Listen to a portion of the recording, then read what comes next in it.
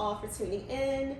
I am Selena, and this is You Plus Happy. Each week, I bring you someone who challenges us to redefine success and happiness on our own terms. Remember to like, share, and comment. I'd love to hear your feedback. This week, we're welcoming Deja Holmes, who is an author, actor, and educator based in Atlanta, Georgia. She earned her bachelor's degree in theater and communications from Georgia Southern University. Upon graduation, she began working with the Alliance Theater as a teaching artist. She is also an instructor with 2 local nonprofits, Artz for the Harp and Here We Grow, that provide music and arts enrichment to students of all ages. When Deja is not teaching or on stage, she is writing and developing new ways to make theater an interactive, enjoyable, and educational experience for all. Check out her children's book, Grams and Me, available on her website, dejadholmes.com. It'll be in the show notes, Amazon, and more. Welcome, Deja. Yay. Thanks for having me. Thank you for being here. So we'll jump right in. How did you get started? That's such a big question because I do a lot of different things. Yeah. I started doing theater when I was in high school, and that kind of drove me to doing it in college. And then after I got some experience doing like plays, musicals, short films, and I also used to teach. I used to babysit. I worked with kids a lot, so all of those things kind of steered me in the direction of teaching and really working with kids and finding ways to help them communicate their feelings and express themselves. Yeah. What drew you to the theater in high school? I had a really good teacher, Mr. David Gay. He's still teaching theater, I think, but at a different school. But he was just a really great teacher, and he inspired me to not be scared to show my feelings or act and not be in my head so much about how I'm being perceived or the role that I'm playing, and to just do the work. Yeah. Was there a turning point where you realized you needed to take a different path? Yes, kind of, but not necessarily a different path, but a path that's still working towards the overall goal. Mm-hmm. So I've always wanted to work with kids, but how can I further impact or deepen the relationship that they have, right? The relationship they have with the world, figuring out how to communicate their feelings to their grown-ups, their caregivers, parents, family members, and just figuring out how to stand alone as a person. Wow. Yeah. These kids, I was just talking to someone, these new children are different than when I was growing up. Yeah.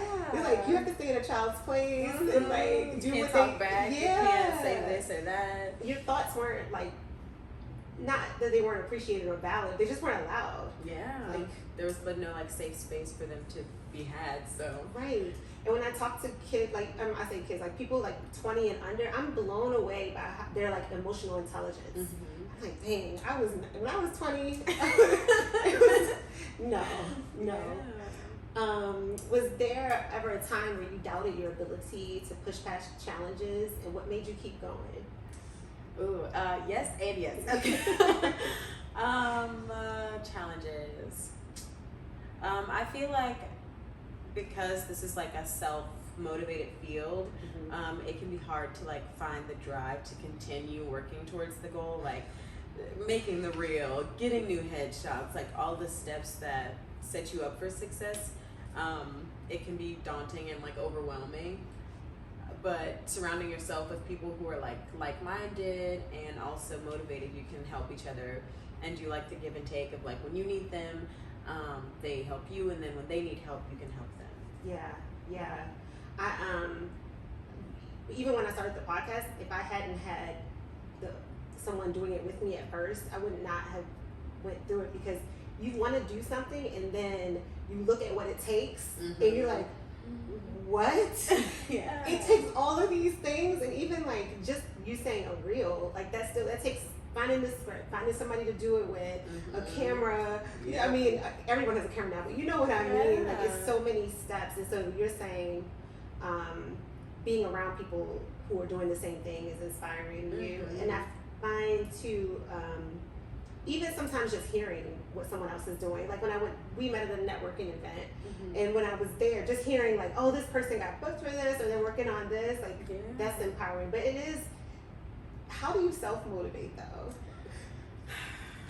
That's tricky. I feel like having a schedule helps, and really like planning out when you're going to like do things, or having like a set due date helps me stay on task.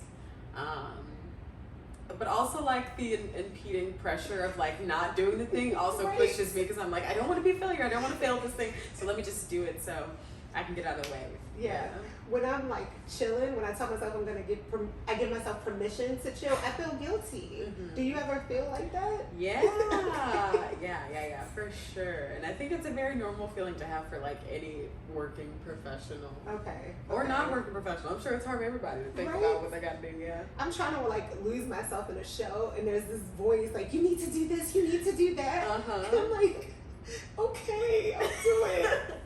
I guess it's like, there's a lot of layers to that, but like that a guilty feeling that you're not where you want to be, so you should not be having relaxation time. Does that make sense? Yeah, that makes sense. Yeah. Was there ever a time, or were there times when you doubt your ability to push past challenges? Did I ask you that? Kind of. Yeah. But that's okay. I'll think about it again and answer again. Come up with something new. To push past my abilities. Yeah, I feel like, because I self-published my children's book, and that comes with like a whole nother list of things that you have to check off. But just going through that process, and I also did a Kickstarter to help fund the production of my book. So it just took a lot of like research, a lot of people being like, hey, are you still gonna do that thing? I heard you talking about that thing. So like people holding me accountable really helped me to keep moving forward in the right direction, instead of being like stifled by every little thing not being perfect. Yeah. I find that helps too. Like if I give somebody my word and then they follow up, like, I want to build that trust with this person. What made you want to write the children's book? I was just inspired by like a lot of the kids that I work with. My book is based on this little girl named Cammie, who has to talk about her grandparents for show and tell, but she's never met them before. And so her parents take her on this journey to figure out who she is and where she comes from. Yes, and I used to work for this family of kids who were adopted, so you know, it's hard for them to, and really from anybody who's ever been adopted or doesn't really know like their family history, it's hard to like figure out who you are in relation to like where you come from. And I think that's an important conversation starter that should be had, whether it's like something good that happened in your family or something bad that we keep under the table. I think both are important conversations to have. Yeah. What age is the girl in the book? She's like kindergarten, so it's meant for like ages K to 3. So I was asking that to find out if it was a picture book. And so it is. You had to find illustrators, right? Is that part of the production of the book? And then how long did it take you from conception to publish? So it took me about less than a year. So I luckily it didn't take me long to find my illustrator, because it was one of my friends from high school, Allison Booth, and she did a great job helping me figure out like how I wanted things to look and really bringing my vision to life. But yeah, I needed to find an illustrator. I had to find a manuscript editor. I had to find a book formatter. I had to get the copyright. I had to get my ISBN. So it was a lot of things on the list to get done. Yeah. It's not an ebook, so it's a physical copy too. So you had to find people. Printer? Yeah. Did you say you self-published? I did, yes. So I found an offset printer in China where I bought the book in bulk, in a bulk shipment. Okay. did you have a budget for it? Yeah. So my budget for my Kickstarter was $10,000, and I managed to raise $10,281, I think. Okay. So I reached my goal, which was great. And that covered the cost of like marketing and all of the other rewards that came with my Kickstarter campaign. So I had like an acrylic pen, I had a sticker sheet, and then I also had the ebook, and I have the hard copy of the book and the coloring sheets. So yeah. Okay. How did you get people to your Kickstarter? Yeah, so a lot of posting, a lot of promo, did some paid advertisements, a lot of word of mouth, and since I already teach and work with a lot of kids too, that connection already helped with the relationship that I had with like the parents that I work with. Yeah. Okay. I had another question about it, but it's so intriguing because I heard someone say everyone wants to write a book, which I don't think is true, but I think most people, I don't even want to say most, I don't know. Some people think about writing a book. Yeah. And it's so cool to hear everything that, like we were saying, goes into it, other than the writing of it. That's the fun part, right? Yeah. And then all the stuff around it is like the It's work. like that. Yeah. Congratulations on the book. Thank you. So I don't want to make sure I ask you the same question again. In our society, we were talking about this before, is we talk about success so much, but we don't talk about the failures on the road to success. Have you ever felt like you failed? Yes. I feel like in a sense of not being where I thought I would be, like, you know, before you graduate college, they make you come up with like a 5-year plan. And on that plan, I was like, oh, I'm going to be married by this point. I'm going to move to New York. I'm going to be at a Broadway show. Like all these big dreams. Like there's nothing wrong with dreaming big, but I just didn't expect reality to hit in the way that it did. So it was hard to think about the milestones that I wanted to achieve and how that aligned with what my life was already doing. Yeah. Wait, so you kind of, life happened, and so you let some of those goals evolve? Fall away? Right. Yeah, like they just took a seat in the back. They're just in the back seat. Okay. And yeah, they're just in the back seat. They're just waiting for their time. I feel like everything happens at the right time. Yeah. And in the right season. So I just feel like it's not time yet. Okay. But so they'll come eventually. You adjusted the time line. How did you feel in that moment when it was like, oh, life hit, and so I have to adjust my timeline? Did it feel like a sad feeling, like mourning, or was it like, oh, I just have to move this so I can do this instead? I think both. I feel like you go through like the stages of like being upset and like beating yourself up about not being there, but then you're like, wait, I'm actually good at like a couple of other things, and how can I use those to like reach the overall goal? So it's just refocusing on like your new goal and just focusing on that instead of ruminating in something that's like, all right, pause, or whatever, it's in the back seat. Right. And I focus on the road. Right. Yeah, focus on the road, not the back seat. I'll let you come out when I need to. Okay. And so who or what has been your biggest motivation up until this point? I would definitely have to say my family. I feel like my mom in particular, because she's very like driven. You know, she runs a nonprofit, and she's constantly like showing me like all the wonderful things that a woman can do. I get to see it like in real time, you know, which is nice, and not everyone gets a chance to like have the role model of someone who's like setting a goal and then going for the thing, right? Because she used to be a music school teacher for elementary school for a really long time, until she started to branch out, and now she opened her own school. So you had a role model. Yeah. She was a music teacher, and so that inspired you. Yeah, because she like made her own business.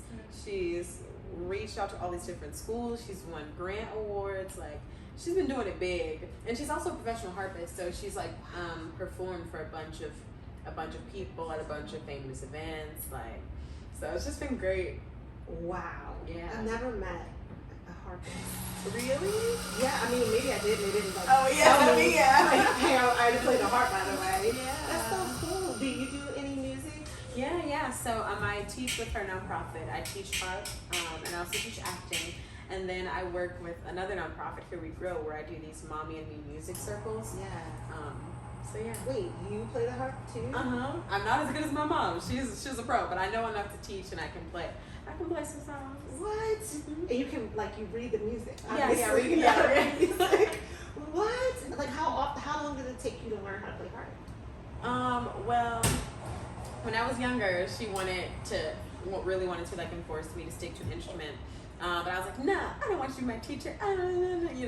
It's hard to find like a good balance of like your parent being the parent, but also being your teacher. And I feel like that can just be hard, right, to deal with, especially as a growing girl. But I tried the harp, and then I was like, no, I want to try something else. So then I did a little violin, I tried a little piano, and then when I finally tried acting, I was like, oh, this is where I want to stay. So that's kind of how I went through the process of things. So how did you know you wanted to act? What about it made you say, this is it? This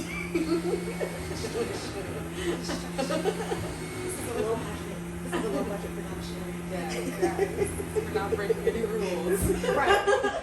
SAG's on strike. That's why this is low budget. Exactly. That's the only reason. Only reason. Because we stand with the union. Yeah, we stand with SAG. Okay. What was your question?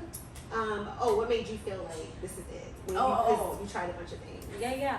I feel like because I did speech and debate competitions in high school, and then speech and debate too. Yeah, so that's Oh my when gosh. yeah, right. That's a lot. Yeah. This is Forrest Gump vibe. Right. Yeah, and I also did like oratorical competitions, so I feel like I've always been like a talker.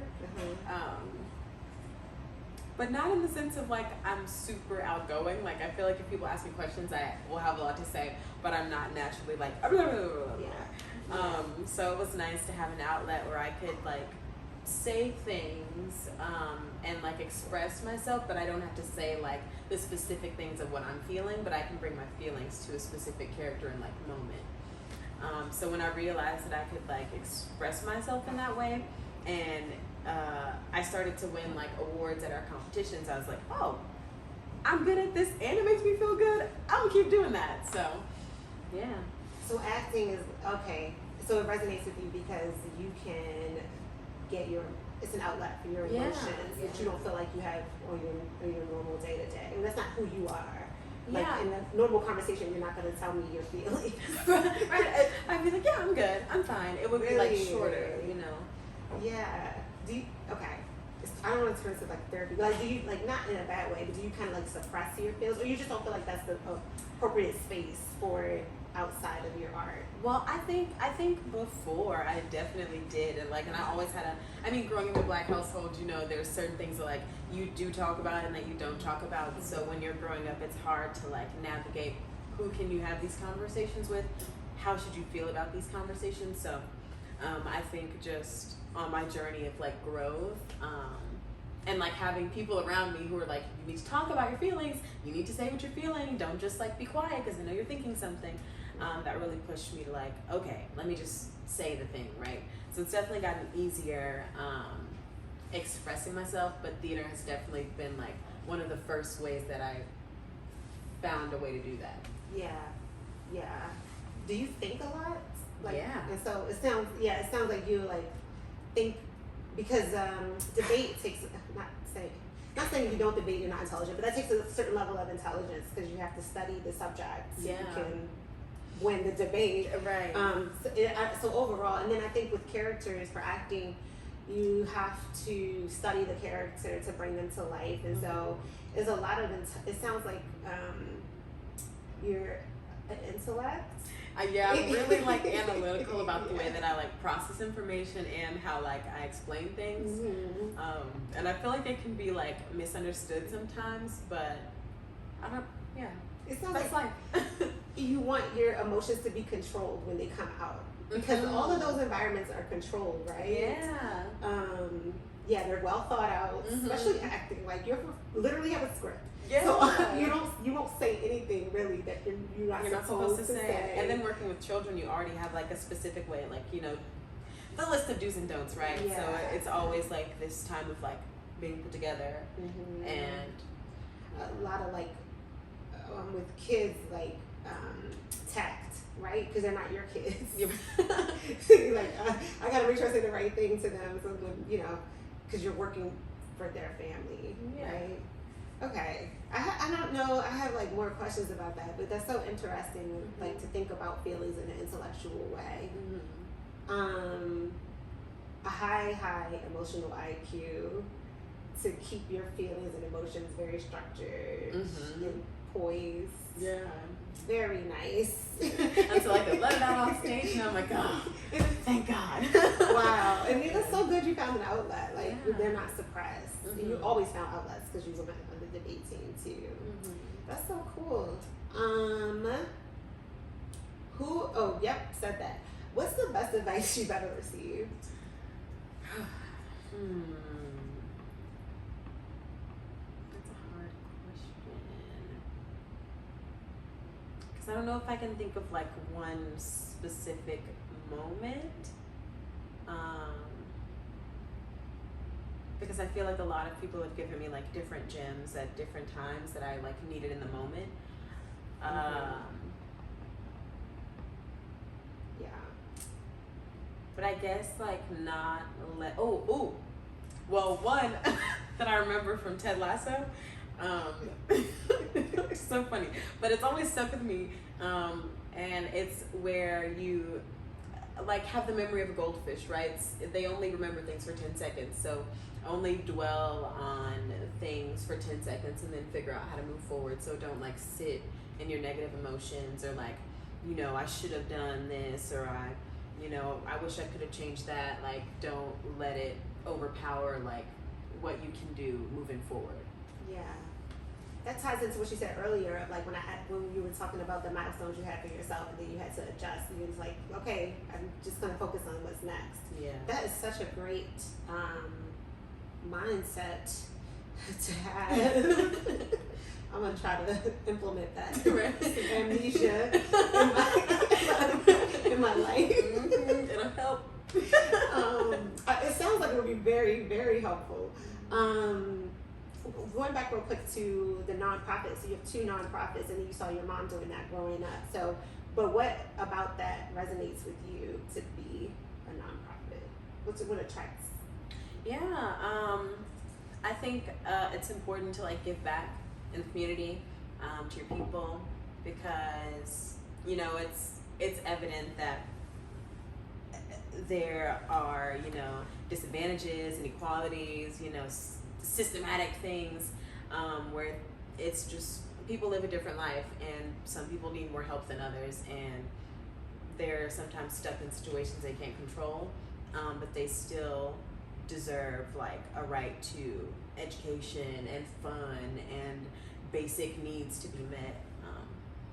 And I just think that's really important to like help when you can. And the two you have are, I'm trying to. Artz for the Harp and Here We Grow. Because you play the harp. Yeah. And Here We Grow is. Yeah. Which one is what does Here We Grow do? Yeah, that's the one where I teach the music circles. Okay. The Mommy and Me. The Mommy and Me. Okay. Yeah, that was founded by a lady named Taryn, and she's done a lot of work with like mothers and children. She used to be a doula. She's done different workshops, just really helping to bond the child with the parent, which is also really important work. Like, I love working with companies that focus on helping the next generation, because they're the ones that's going to be like running the world, and we want to make sure that we set them up with the tools to like be good people. Yeah. Is it hard to be? Oh, those are your 2 main. I guess there's no main focus, but those are your 2 companies, right? Or I work with those companies. And then I also teach with the Alliance Theater. So Yeah, I do a lot of teaching. Yeah. And writing. When I finished my children's book, the following year I applied for a grant with this theater, Synchronicity Theater, and I developed my children's book into a musical for kids, and it premiered. And there might be another show coming back later this year for Grandparents' Day. So you developed the show too. Mhm. So wait. So you're not just a harpist, writer, actress, all the things. Right.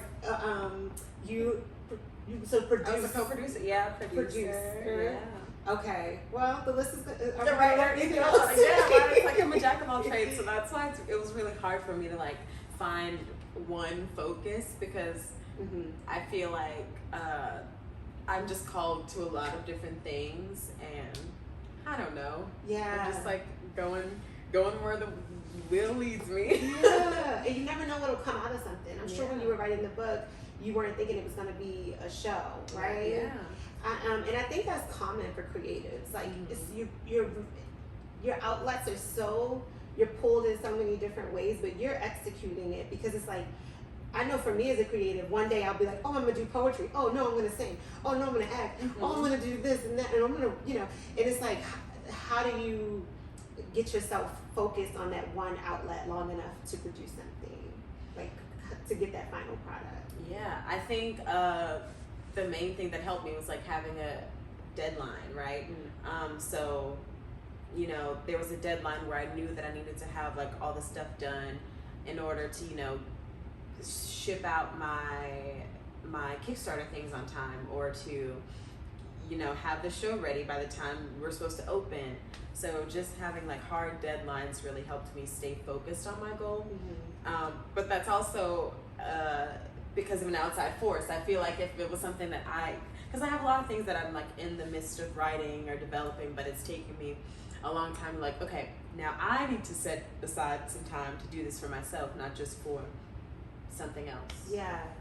When you're focused, like say for instance, when you're focusing on the book, do you let your other creative outlets go kind of fall to the side for a little while, or do you do them simultaneously? I think it just depends on the bills. Okay. And there you have it. Yep. If I have, because what I did do. So I worked after college, and I saved up a good chunk of money. That way, when I wasn't working, I wasn't stressed, and I could really focus on achieving the goal. But now that my savings has dwindled, and I have to focus on like budgeting more, I've had to like, okay, I'll teach this many classes, and then maybe next month I'll audition for a show that I'll have the availability for. But it's hard to like balance the two. But I feel like it's easier when you do more film and TV, because the days are shorter, and it's not as many days as like a rehearsal for a play when you're in rehearsal for like 3-4 weeks. Day. Every day. Yeah. When you're thinking about acting, you gotta love the theater, because it's work. if you want to do theater, ooh, child, give up your life. Yeah. You won't have one, right? I did 2 plays in my life, and I was like, nah, that is a lot. So that's like, shout out to Broadway and like everybody doing stage, because it's crazy, like your schedule and that intensity, and like pulling out those emotions every day. It's a lot. I'm not putting it down. I'm just saying you gotta know what you're getting yourself into, because it's a lot. And that's what and I also want to talk about, that's why I was bringing up the nonprofits, but I see now that you just work on a lot of things. So because right now I know everyone's talking about the economy and money, and it's not that kind of podcast, but I'm saying like why I'm thinking someone works for nonprofit, I think they hear I don't have money now, or like I'm not, you're not for-profit. Nonprofit is known to make less than the average for a for-profit business, right? Like, and so you have to make some sacrifices there as well. And it's like, how do I manage real life? Like, I want to be this great. I want to help people so much, and I care so much, but I also need to eat and like keep a roof over my head. And so it's like, how do you balance the two? Because I feel like we may it's easy to fall into greed with what's going on, and it's not even greed. It's like you're falling into like, I need all this money to survive. Yeah. How do I still hold that space to make sure that I'm being the human I want to be in the world? And so I would put, like, I don't guess do you want to answer that, or like, I think you did, in the sense of you're juggling. Yeah, I think you have to juggle. But the thing is, like, I'm juggling with things that are like all in the same field. I feel like it would be a lot harder if I had like an office job or like a sales associate job, because I think that would just be harder to manage, and it's easier to work around other working artists. And yeah, I just feel like it's easier to stay on task and to be around people who are going through the same thing as you, right? Yeah. Excuse me. And it'll help you. That is such a good point. Because I used to work in corporate America, and I hated it, of course. Not of course, but I'm a creative, so that was like hell. But I made a promise to myself when I didn't have that job anymore to make sure that I was working in an artistic field, and like I was no compromising it. And while I produce now, and it's like, but I'm around, and that was one of my things, like I want to be around artists all the time, and being in that environment will constantly motivate you and give you tools. So you're learning, because I'm trying to like make this as succinct as possible, but like you're learning things that can help with your endeavors, and then you're meeting people who are interested in them, and people who are working on their own outside projects. Because I don't know any creatives like at my job that don't have another thing on the side that they love and that they're working on as well, their own thing. And so I think that's a really, really important tip. And I would, anyone listening, if you have a side thing that you really want to do, try to find your 9 to 5 that's like, you know, and it's somewhat in line with it in some capacity, because that's so helpful. When you're in a completely different field during the day and you have to make that shift, and then you're around people who are nothing like that, they're not good or bad, they're just not in that space at all, and you have to constantly shift gears. You're making things harder for yourself. And we all need money, so I'm not putting it down, but like, that's such good advice. And it's easy to lose your spark if you're creative and you're working in a job that's not creative. Like, you'll either like just become a corporate person, and now you only focus on getting that bag and you know, getting the job done, versus like doing something that fulfills you and like that you were passionate about. And when I was in corporate, I fell into like depression, and like because you're suppressing so much of who you are. And that's like to make it sad. The show's called You Plus Happy, but you gotta get there if you're sad. So, but yeah, anything you're doing, I think that's a really good. That's so important, and it's doable. Like we're doing it. We did it. And there's so many jobs out there that you wouldn't even think of that could be related to your field. So it's like, even if you just get in the building, like just get in there, however you can. If for listeners, if that advice resonates with you, I'm not trying to tell anybody what to do. Just meditate on it for yourself. What is something you hope people say about you when you're not in the room?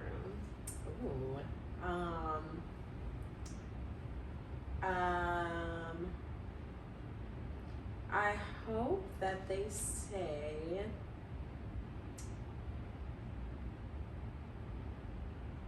that they want to work with me. That is so good. Because at first I was like, ooh, like that I'm nice, but I feel like the most important takeaway is like getting to work and like create, because it's such like a collaborative field, and you need like it's really hard to go far when it's a one person job. So just somebody that you feel like you can work with, somebody you feel like you can trust. That's like the main takeaway. That's such an umbrella though, because somebody saying they want to work with you, there's so many amazing qualities that come with that. Like, wow, that's so good. you teach, you can train me how to be succinct in my words. Just saying I want to work with her says so much. Yeah. You know what I mean?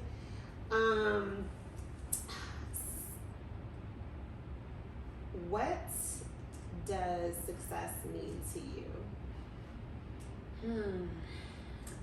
Success to me means joy. I think it means stability. I feel like those are the main two. Like, I just want to be happy with what I'm doing, and I want to have a stable income to where I can support my dreams and my vacations, right? Mm-hmm. So I want to have the best of both worlds, but like, it's important to be happy. Yeah. Yeah. When do you feel joy? I feel joy when I hang out with people. I feel joy when I see a good show and I'm like, ooh, I want to do that monologue. Like, I want to do that from a show. Like, I get so many joy from like little moments of like, I don't know. I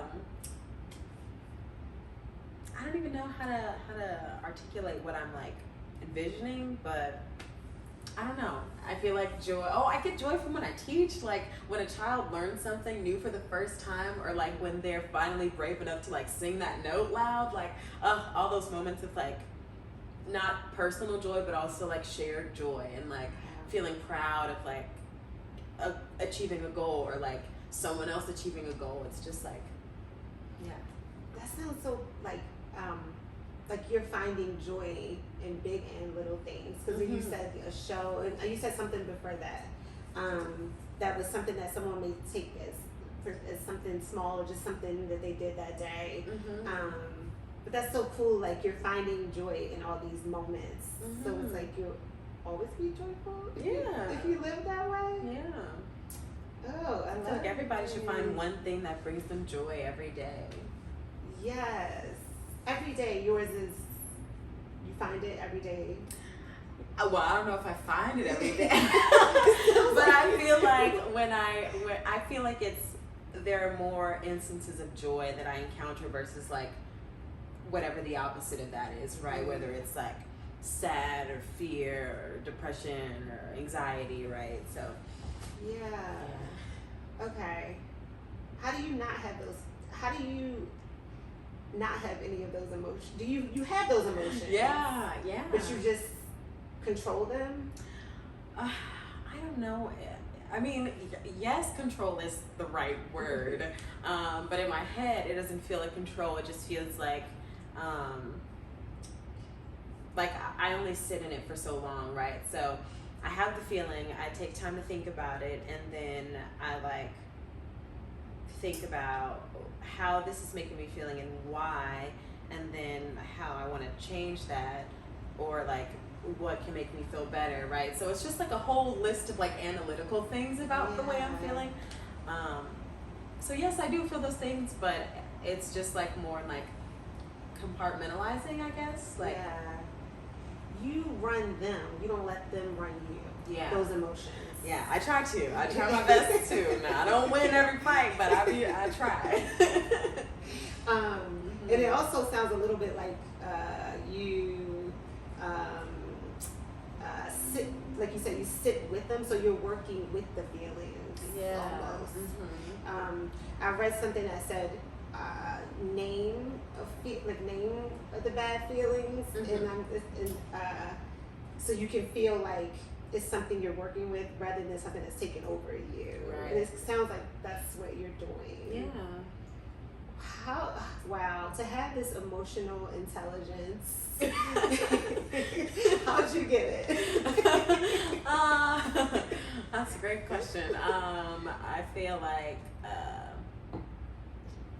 because I'm very observant, I feel like that helps me gauge when, or what's effective, right? So I learned like this is how you talk to people, and if you talk to someone like this, then you'll get either this result or that result.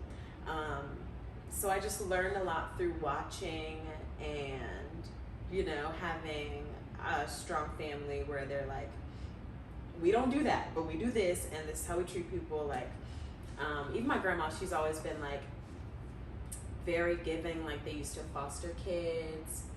She works in the church.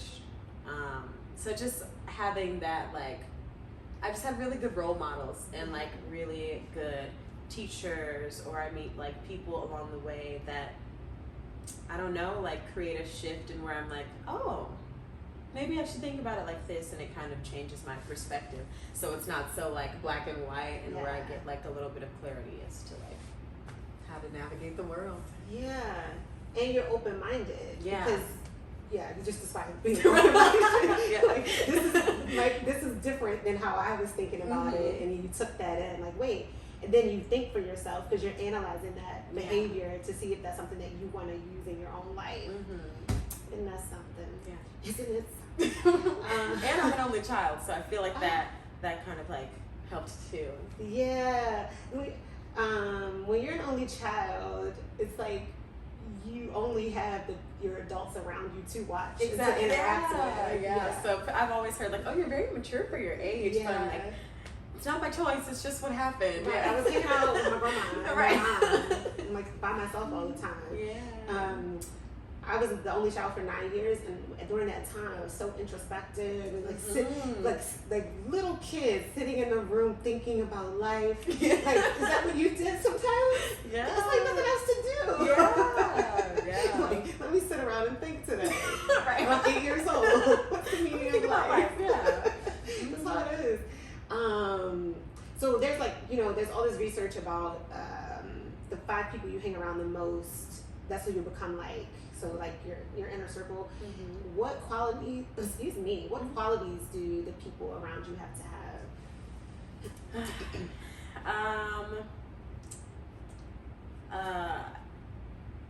That's a tricky question, but I feel like for the people that are, well, I'll say it's tricky because I try to meet people where they are, and I really try not to like judge people for like their situation or like, you know, how we're different, because I understand that everybody's circumstances are different. So it's really hard for me to like, you're bad because of this, so I won't hang around with you, because everyone has a story and like something to say about how they ended up the way they are. So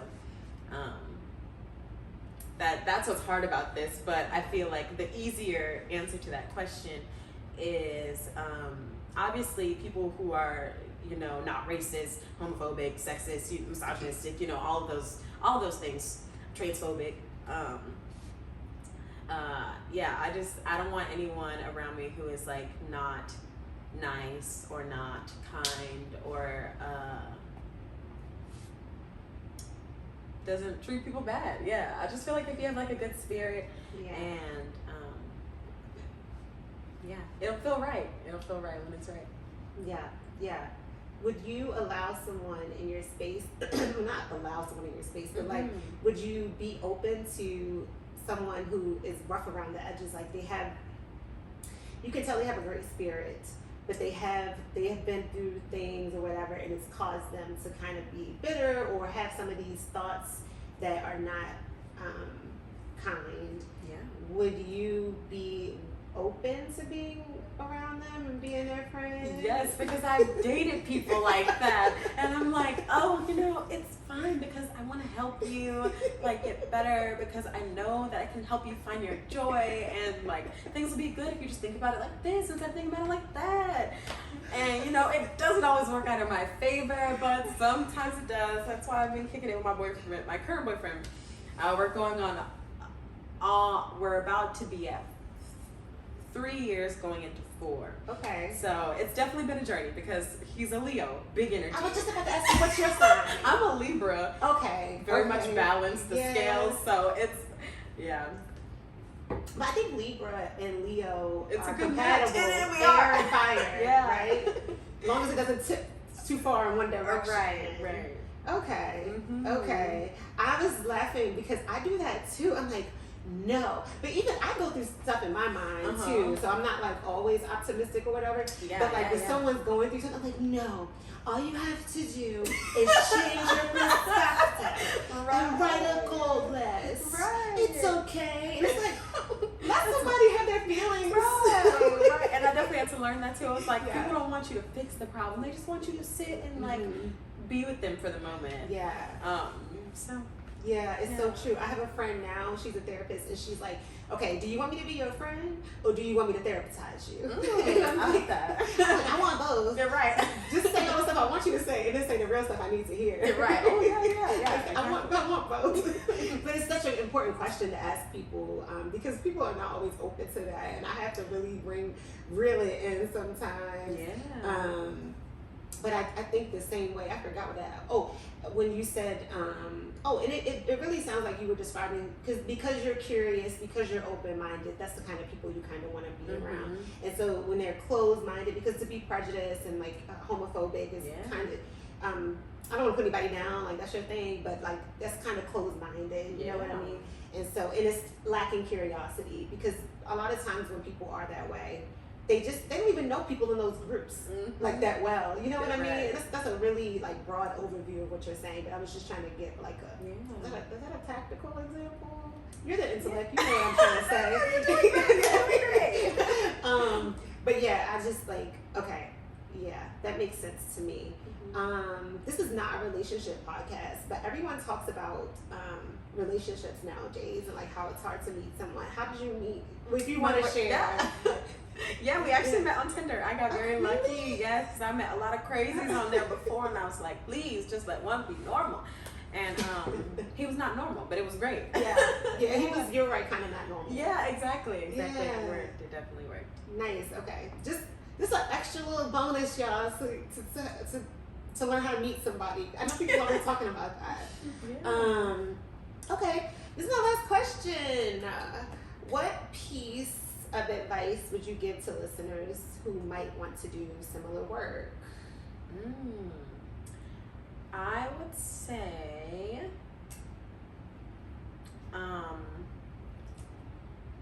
be adaptable. I feel like it's easy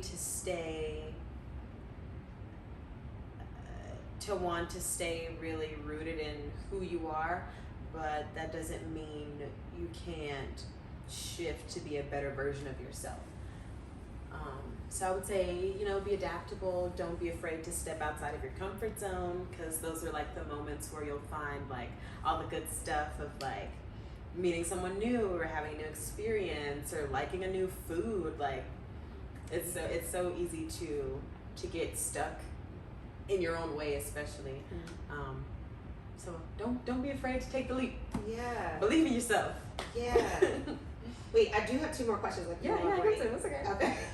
This is something I think a lot of people deal with. How do you balance it all? Because you are doing a lot, and then you also have friendships, a relationship, your own health. How? Yeah. I don't always do a perfect job. I feel like it's hard for me to be consistent, especially in my relationships, unless it's like a birthday or like a celebration. But finding like just time for a regular girls' night or stuff like that, it's been harder for me to navigate, because after teaching all day, I just want to go home and go to bed. But I also can't go home and go to bed every night. I need to get out and like interact with people and have fun, live life. We're still so young. Like I'm in my 20s. So yeah. It's hard. I don't do it well all the time, but I try to like call more often and like plan things ahead of time. That way I don't forget about it, or it just becomes like, another thing in the past. Yeah, it's just like you have to plan it out just like anything else. Oh, be intentional. Be intentional. That's the word. I feel like this is something I've been thinking about not a lot lately, but sometimes like we are taught to put so much effort into our careers and make plans for it and give so much energy and be strategic and intentional and all those things, but we're not taught that as much with our relationships, be it romantic or friendships or family. It's like if you don't feed them, they're not going to be great. Like they need water, right? And it's like I've been thinking about that lately of being more intentional with my relationships, because really our community is our support system, and our community is more important than a lot of things are going to fall by the wayside. But I don't think there's ever going to be a time where we don't need our support system. And so like I love what you said of being intentional with it, and I know a few people, even in their romantic relationships, they have meetings and schedule and plan their next 5 years or plan their next 3 years. Excuse me, because it's like, how do you expect this to work if we don't even have a plan? It's that old cliche of if you fail to plan, you better plan to fail. So it's like I just wanted to drive that point home of like, be intentional in our relationships. Not just romantic. Yeah, all of our relationships that we want to keep. Yeah, right. Yeah. So, and then the other thing of, how do you feel about not being in a normal career?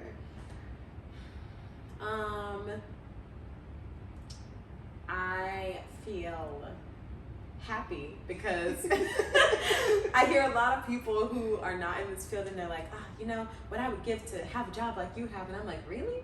And they're like, yeah, it just seems so fun. You make your own schedule, yada, yada, yada. And I'm like, yeah, but I don't have insurance. I don't have paid time off. I don't have, there are pros and cons to both sides. I guess it's deciding what sacrifices you want to make. Yeah. Because some people are not in a position to sacrifice health insurance or PTO or something. Right. So it's making that choice of what, And if you have kids, it's even harder to like navigate your wants and your passions over, the needs of your child and the needs of your, well-being and emotional health. So. Yeah, it's tough. Yeah. Ooh. You gotta figure out your own sacrifices. That's your cross to bear. I don't know. It's a wild time. Well, that's all the questions I had. Do you have anything else? I'll ask you to plug your stuff for sure, and I'll put it in the show notes. But any other thoughts? Anything you wanted to say? No, this is really great. It's cathartic. I appreciate you giving me space to talk about my feelings. And to be heard. I love that. Thank you for coming on the show. Oh, and I want to say, if you don't ask, the answer is always no, because I just mentioned I had a podcast, and I'm always looking for guests to have on, and you were like, oh, I'll be on it, and I was like, really? Yay! And it's like, if you hadn't asked me or said that, I would have never known that you wanted to be on the show. Yeah. And then now we're here. Right? And we had a great conversation. Yeah. So I said that to say, any listeners, just ask. Yeah. You never know what happened. And if you get one no, don't let that stop you. Ask somebody else. Right. Somebody's going to say yes eventually. Yeah. You miss every shot you don't take. I'm Yep. cliches all the time. But they're so true. They are true. That's why they became a cliche. Right. Because people were saying all the time because it kept happening. Anyways. Okay. I'll do my quick outro. Thank you all for tuning in. And remember to comment, like, share, check out Deja, your Instagram. Yes, by.Deja Holmes. That's for my Instagram and Facebook. My website, DejaDHolmes.com. And you can check out my children's book, Grams and Me, available on my website, Amazon, and a couple local bookstores if you are in the A. Yes, and I will put those links in the show notes to contact Deja. Remember to follow U+Happy on Instagram at U+Happy. And we asked our guests to say the tagline, which is, we'll show you our definition of success if you show us yours. Okay. We'll show you our definition. We'll show you our definition of success if you show us yours. Yay! Thank you so much. Thank you.